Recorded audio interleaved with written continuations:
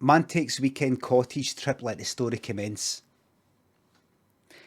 Craig said to his work, to his family, to his pals, I'm going away on a holiday. And his work went, it was his company, by the way. He's in the company with a few other people. And he went, but you can't, we've got to get this done. He said, I need to. And his family said, oh, good, where are we going? No, it's just me. What? And his pal says, oh, are we all going? Oh, the lads, where are we off to? He went, no, just me. I need to do this for myself. I need to get away from it all. I need to spend time with me. Please. And he went, all right then. And he went on this cottage trip to Loch Lomond. If you've been to Loch Lomond or anywhere near there, and you look up in the hills and there's like one wee house up the hill. There's a wee house up there. Or anywhere. If you've been on a train somewhere and you're going through fields and you're just looking out the window and there's a wee house right up in some fucking hill. It was one of them. It was one of them. And this one wasn't actually Loch Lomond. That's what gave him the idea. But he wanted to go one of the ones that kind of like, if you get a train to London or something, and you're maybe not quite at Carlisle yet, kind of at the border, and you're in the middle of nowhere. There's nothing for ages. And he saw one. He went, I want that one. It took ages to find out how to actually book it. It wasn't on any website. You could actually book it. It was a thing that wasn't actually used. It was a kind of holiday sort of home for somebody, and they barely even used it. It was like, because it never had any electricity. And he said, we never thought about renting it out or anything. Didn't the electricity, who'd be interested in that? And he said, I said, that would be perfect. No electricity. He said, how would I do for like heat? He said, well, there's like a fire there, you could put logs there, and do you know how to start a fire? I remember I had a flat that had a kind of coal fire in it. It's just a case of, you just do that, right, brilliant. And what about hot water? You'll have to boil it. Really? You see, that's why we don't rent it out. Yeah, we knew you wouldn't be interested. No, that's fine. Right, so if I want a shower or a bath, just boil the water there, the fire. Right. So he said to his friends and family and colleagues and all the rest of it, right, I'm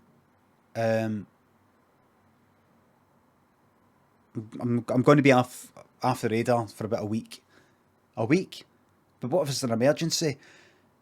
I just want to know that I can vanish for a week and the fucking sky doesn't fall down.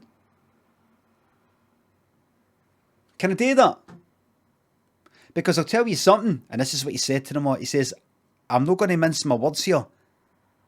See, if I don't get to do this, I'll be fucking gone for a lot fucking longer than a week. Do you know what I mean? And they all went.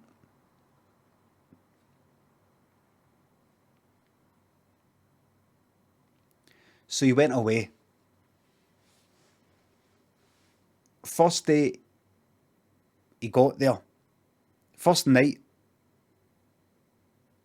he's like, this is quite good. And he wasn't quite sure about it. He thought it's going to be a bit of getting used to. He still looked at his phone, but there's no fucking connection, no data. Just, fucking hell, man. What if I have an emergency? Never mind them. And he went to sleep.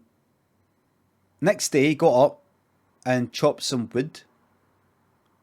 And he had a book. Read the book, wasn't that good?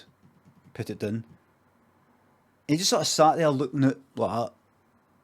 Looking down the hill, and there's a train going by. He's like, that's the train that I was on, that's from which I saw this house. Look at that. He kind of went like that. Thought nobody's going to see me. If anybody waved for, if anybody waved the times that I've went past, I wouldn't be able to see because it's really, really far away now.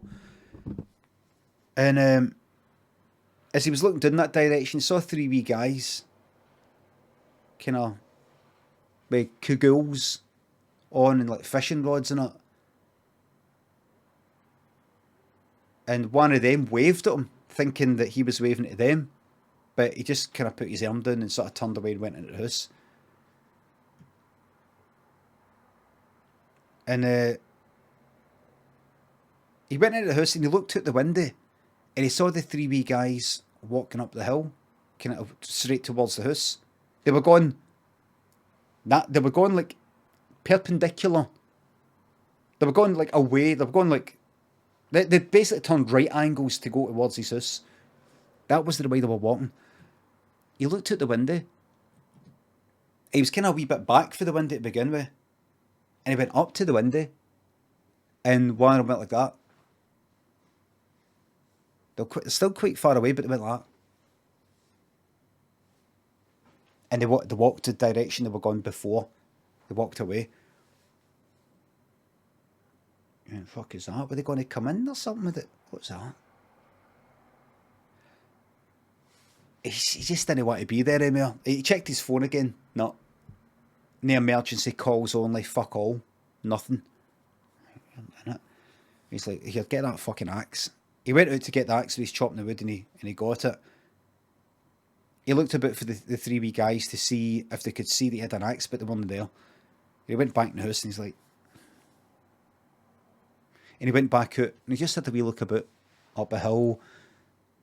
If they were hiding right now, could they be behind that? There was a wee... It was kind of near the top of the hill. They could have been there. They could be behind that fucking tree. That could be fine. They'll have come for Glasgow. No Glasgow, because this isn't Loch Lomond. He's getting mixed up because it all looks the same. It's grass, train going by. They'll be kind of like the local town. This won't be where they stay. They've not got tents. There's not got tents or anything like that. They'll be away. It started getting dark. He thought, right. So he put the fire on. He started burning a wee log fire, and it was all dark outside. He took the axe and he went out. He thought, I need to get a kind of manly sort of spit. Hold on.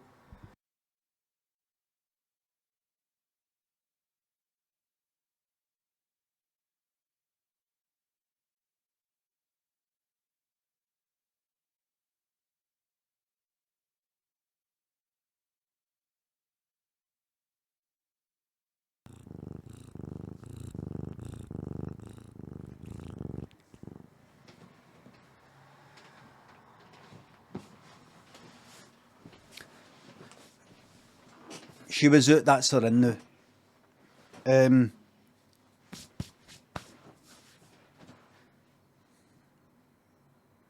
So he went out and he gave a manly spit just in case they were hiding, and he just wanted to... Spitting can be kind of manly and threatening. It can look like you don't give a fuck. Spitting on the ground, it's no a thing you do. It's no good manners. The way it works is this. If you're standing at a bus stop like that, and I've done this before myself, if you're standing at a bus stop like that, and some guy comes up and you feel a wee bit threatened, like you wouldn't do it right next to him so the spit goes in his fucking face, but just like this, look. You know, might spit on the ground. It's no way of marking your territory right like that. It's something I've noticed and something I've felt. It's kind of like you're going, what I'm doing's disgusting and it's bad manners. But you see, I don't care about manners and what's disgusting because I'm like an animal. Also, see, manners and things like that, it's quite a middle class pursuit. See, where I grew up, but then you give a fuck about farting in front of cunts, spitting in front of cunts, blowing your fucking nose out in the ground in front of cunts. Then you give a fuck about all that other stuff's all sort of, no doing that is all posh and polite. Well, Where I grew up, we didn't give a fuck about any of that. And I learned some other fucking things for that upbringing. I'm a bit hard, you see. I'm a bit mental. That's what you're saying by spitting. That's what you're saying by spitting.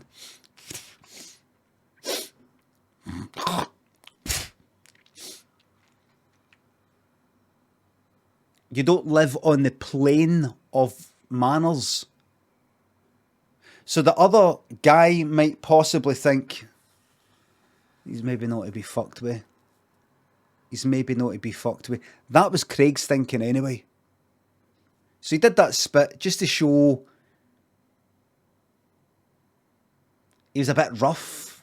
A bit rough, bit minging.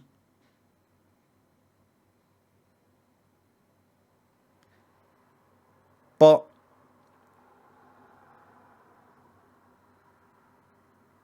he did hear somebody go like, what are you doing? And he fucking shot it. And he went, here, look out. That's what Craig said. He was holding an axe. He went, look out.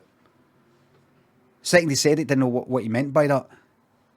Just meant, you know, I've got an axe. Look, I could end up hitting one of these accidentally. Don't scare me, because I don't know what's going on here. He went, what? Look out, here. Who's there? Deepened his voice by a few semitones. Who's there? Also took away some of the kind of resonance, some of the raspiness. So you can stay on the same note, but make yourself sound a bit more manly. Listen to this. Listen to this though. Who's there? Who's there? Who's there? Who's there? Who's there? Who's there? Who's there? Who's there? Who's there? Who's there? Still the same note on the keyboard. I've not went like that, look. Who's there? Who's there? Who's there? Who's there? Who's there? I've not went down. It's the same note. Who's there? He went, who's there? Who's there? You can even talk high, but kind of manly, like this. So I'm going to go high. Who's there? Who's there? Like that. Like this. Who are you? Who? You can go deep, but still sound no threatening. Who's there? Who's there? Who's there? It's actually kind of hard to do that. But he did it like this. Who's there?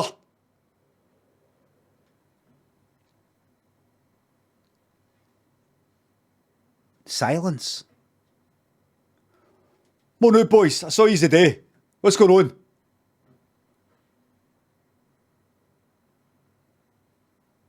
Silence. Boys, I saw you today. Come on out. What do you want? Not in the mood.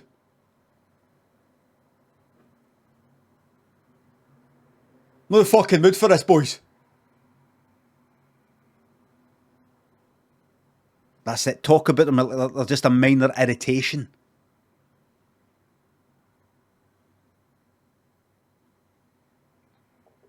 Nothing. He went back in the house, but he tried to make sure he didn't come across as I'm retreating to the house because I'm scared. So he walked to the house, he went like, fuck this. Oh, it sounded a bit too fake, he didn't like it. Fuck this didn't sound like him. Shit. They're going in the one faking it. So he went in. And he thought, they'll be looking in the window. They'll be looking in the window right now. They'll be going like that. So I've got to kind of... So he sat back in his seat, holding his axe. No, put the axe down. Put the axe down to the side. Don't look like you're like... Put the axe to your side and spread them. Spread the legs, man.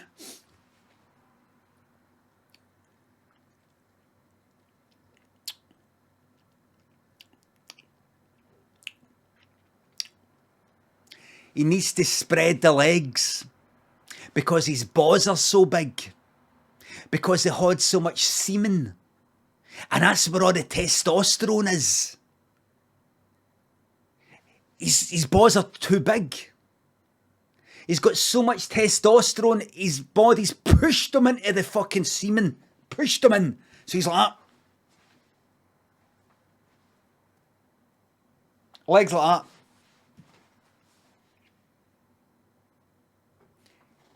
I'm going to get my fucking gear off, that's what I'll do. He didn't have much of a body, by the way. I had a bit of dad bod, but that's good. He looks like a da.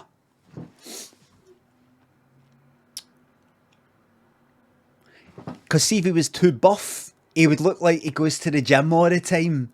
I go to the gym all the time because I'm insecure about how I look and I need to look my best. No, dad bod. Real man. You fuck with me, you're fucking with your da. And you wouldn't fuck with your da. He thought, fuck it. Trousers off, pants off. The lot. He pulled them off, shoes off. He pulled off one of the socks came off with the trousers. The other one stayed on. He thought, leave it. Leave it. Leave one sock on. Completely naked, except for one sock. And it was pulled at the end, you know, so it's all kind of like long like a clown shoe. Leave it like that, because that's minging and dad-like. A dad would do that.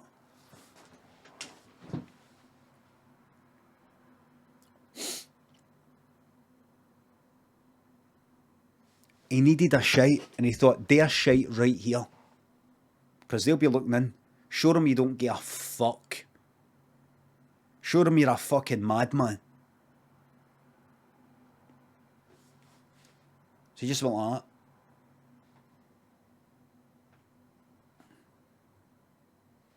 Kind of hard because his arsehole was sort of borderline pressing against the seat. So he had to sort of put one arse cheek there and one arse cheek there.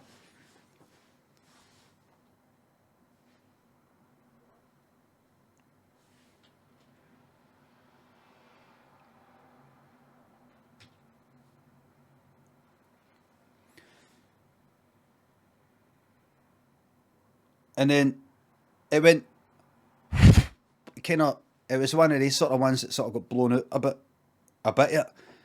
And it was a wee bit, just looked like a Malteser. And he thought, don't let them think that's the biggest shite you can do. And he thought, I'm bottling it here. I'm fucking shite. I'm not shiting it as in I'm my confidence is gone. I might not be able to do this in time. They might come through that door. So I need to do something minging. So he picked up that wee Malteser of shite and went like that. Rubbed it between his fingers like that.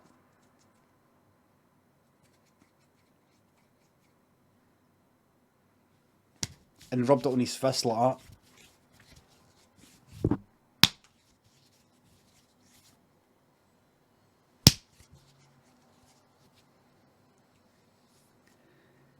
And he picked up the axe and started walking towards the door.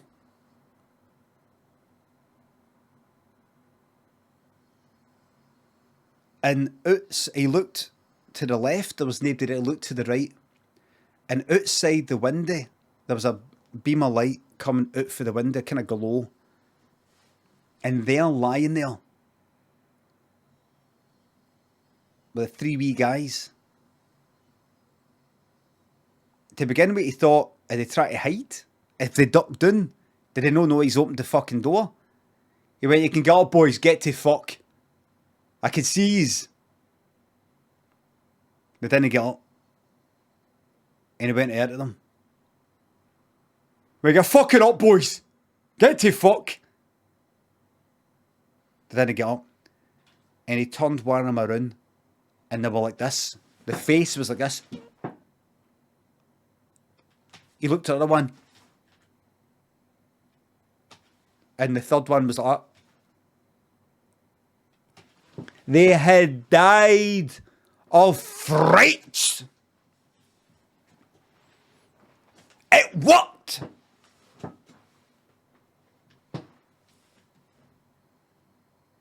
They had died of fright.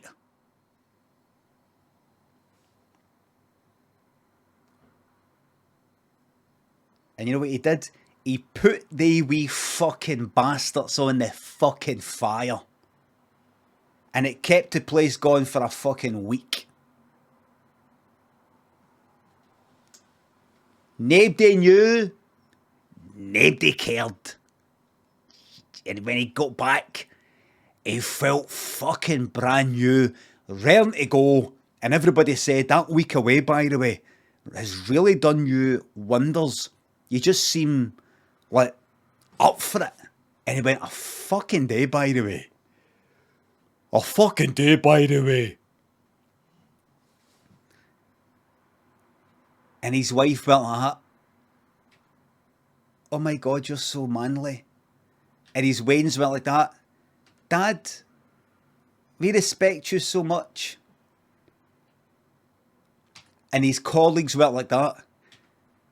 Could you lead this project? Could you meet the clients? We can't do it. You're so manly. And who else was there? His pals went like that. Where are we going tonight, Craig? We're off to the night, Craig. What do you want to go? Well, ask Craig where he wants to go. Craig, where are we going?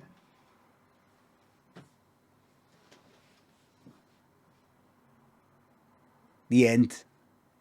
It ends there. It's called Slice of Life.